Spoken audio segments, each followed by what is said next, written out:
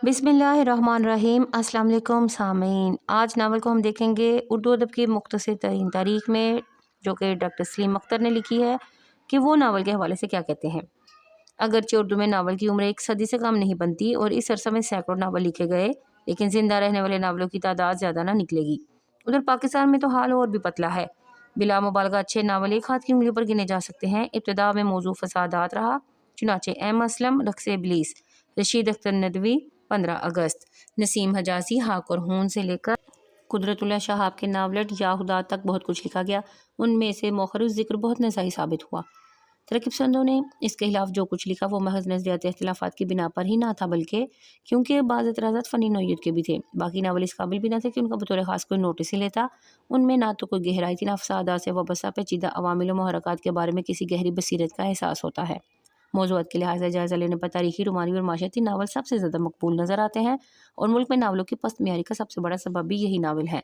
पाकिस्तान की पहली दहाई में नसीम हिजाज़ी के तारीख़ी नावलों ने बहुत धूमें मचाईं, मगर अब वो गर्दे बन चुके हैं। इनके बाद रशीद अख्तर नदवी, रईस अहमद जाफरी, AR खातून और अहमद शुजा पाशा के रोमानी और माशरती नावल आते हैं। बहसियत मजमूई जायज़ा लेने पर नावल में अफसाना की मादी मौज़ूआत और असालीब का तनव्वु नहीं मिलता। इस पर मुस्तज़ाद ये अफसोसनाक अमर कि 1965 की जंग और सुकूत ढाका ऐसे अहम तारीख़ी वक़ूआत भी किसी ऊंचे नावल का मौजू ना बन सके। पाकिस्तान में काबिल ज़िक्र नावल ये है। शौकत सिद्दीकी का खुदा की बस्ती चार्ल्स डिकन्स के अंदाज़ की हकीकत नगर की अच्छी मिसाल है, और तरक्की पसंदों के महसूस नुक्ता नज़र से अफराद और माशरे की बाहमी आवेज़श की कामयाब तस्वीर कशी की गई है। यूं के किरदार अपनी इनफरादी और शख्सी हैसियत के साथ साथ अपने तबका और समाजी मनसब के नुमाइंदा भी बन जाते हैं।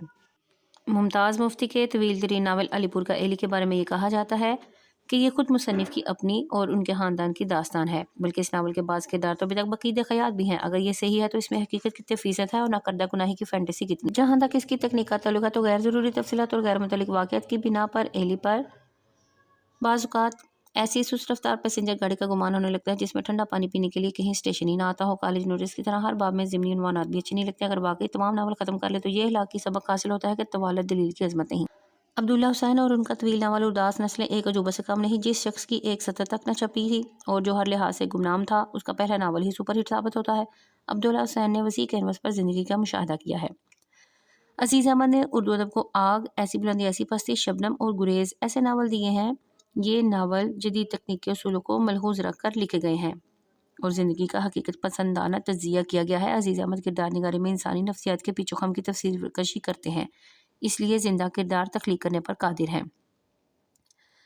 इस जायज़ा में उसूली तौर पर कुरतुल हैदर का नाम तो ना आना चाहिए कि पहुंची वही पे हाक जहाँ का खमीर था कि मस्ताक वो अपने वतन भारत सुधार चुकी हैं, लेकिन इनका जिक्र यूँ नागुज़ीर है कि यहाँ 10-12 बरस तक क़याम पजीर रहीं, और इस बिना पर भी हम असल फिक्शन पर उनके हाथ से गहरे असरात हैं।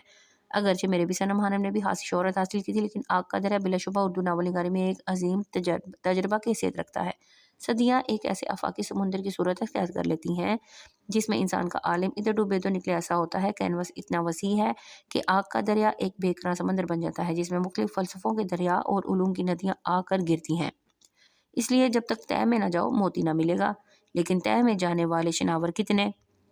डॉक्टर हसन फारूकी नावल के अच्छे नाकद ही नहीं बल्कि खुद भी बहुत अच्छे नावल निगार थे। उनके कई नावलों में से शाम अवध बहुत मशहूर है। यूँ तो शाम अवध एक जागीरदार घराने की दास्तान है, लेकिन उनका कश्ती मलाक से हाल ही भी मकबूल नावल है। गुज़िश्ता बरसों में बाज़ ख़वातीन ने नावलों की तरफ ख़ुसूसी तवज्जो की, मसलन रशीदा रिज़विया जिनके 3 नावल हैं। इसी शबा के आखिरी परवाने, घर मेरा रास्ते गम के और लड़की एक दिल के वीराने में। इनमें से घर मेरा रास्ते गम के काबिल तवज्जो है, जिसमें असातीर से लेकर जदीद अहद तक की ज़िंदगी के हवादिस कलमनाक करने का तजर्बा किया गया है। यहाँ प्रिंटिंग की गलती है, कलम बंद करने का तजर्बा किया गया है। निसार अजीज़ ने अपने पहले नावल नगरी नगरी फेरा मुसाफिर के बाद एक ज़हीम नावल ने चिराग ने गुल लिखा है। ये नावल तकसीम से कबल 25 बरस के हिंदुस्तान में आबाद हिंदू और मुसलमानों के जज्बाती रवैयों को समझने की एक काविश है। अगर बात यही तक रहती तो ठीक था, लेकिन इसमें ऐसे अबवाब की कमी नहीं जो नावल का नहीं बल्कि सियासत पर किसी किताब का हिस्सा मालूम होते हैं।